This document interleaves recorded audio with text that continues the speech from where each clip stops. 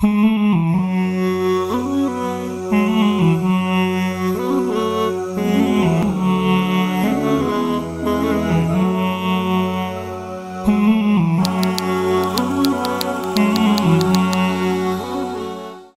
کو ایرانی دارالخلافہ تہران میں پارلیمنٹ کے اندر اور روح اللہ خمینی کے مقبرہ کے قریب حملہ کیا گیا، جس میں 13 افراد ہلاک اور 42 زخمی ہوئے، جبکہ 6 حملہ آور مارے گئے۔ دیکھا جائے تو ایران میں بیک وقت 2 انتہائی حساس اور اہم مقامات پر حملہ اور فائرنگ کے واقعات کا رونما ہونا اور داعش کا فوراً ذمہ داری قبول کرنا کئی سوالات کو جنم لے رہا ہے، کیونکہ ایران ایک مربوط سیکیورٹی سسٹم رکھتا ہے جس میں پولیس، فوج، پاسداران انقلاب اور درجنوں انٹیلیجنس ادارے اپنا مؤثر وجود رکھتے ہیں۔ ان سب کی موجودگی میں جبکہ ایرانی پارلیمنٹ تک پہنچنے میں کئی چیک پوسٹ اور تفتیشی مراحل سے گزر کر حملہ آوروں کا کامیاب ہو جانا بہت بڑا سوالیہ نشان ہے۔ اسی طرح 3-4 جون کو خمینی کے یوم مرگ کی تقریبات کے بعد ایک خالی جگہ پر خودکش حملہ ہونا بھی بزبان حال اصل کہانی کو بیان کر رہا ہے، جبکہ دوسرا دلچسپ امر یہ ہے کہ اس میں دو رائے نہیں ہے کہ ایرانی پروردہ داعش نے ہمیشہ ایرانی اور شیعہ مفادات کے لیے کاروائیاں کر کے اہل سنت کو ہی بدترین جبر و تشدد کا نشانہ بنایا ہے۔ یہی وجہ ہے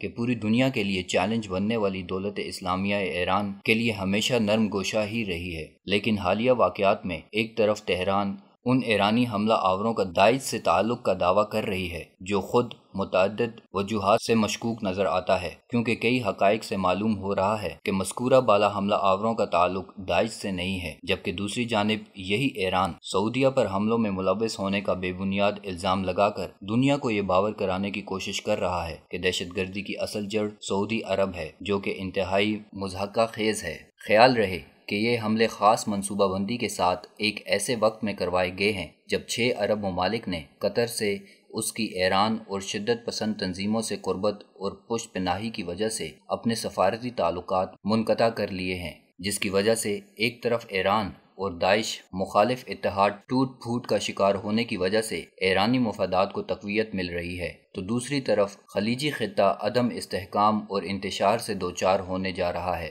جبکہ حملوں سے اس پہلو کو بھی نظر انداز نہیں کیا جا سکتا کہ ایران کی جانب سے مشرقی وسطی میں لگائی گئی وہ آگ ہے جو کسی بھی طور سنبھلنے کا نام نہیں لے رہی ہے، جو عراق میں البدر اور الحشد الشعبی کی شکل میں اور یمن میں حوثیوں کی شکل میں اور شام میں مدافع حرم فاطمیون اور زینبیون کی شکل میں موجود ہے۔ بس یہ ایک کھلی حقیقت ہے کہ چور مچائے شور کا کردار ادا کرنے والا ایران اب کسی بھی صورت دنیا سے اپنا مکروہ چہرہ نہیں چھپا سکتا، اور اس طرح کے ڈرامے رچا کر خطے میں مظلوم ثابت ہونے کی اس کی کوشش کسی صورت کامیاب نہیں ہو سکتی۔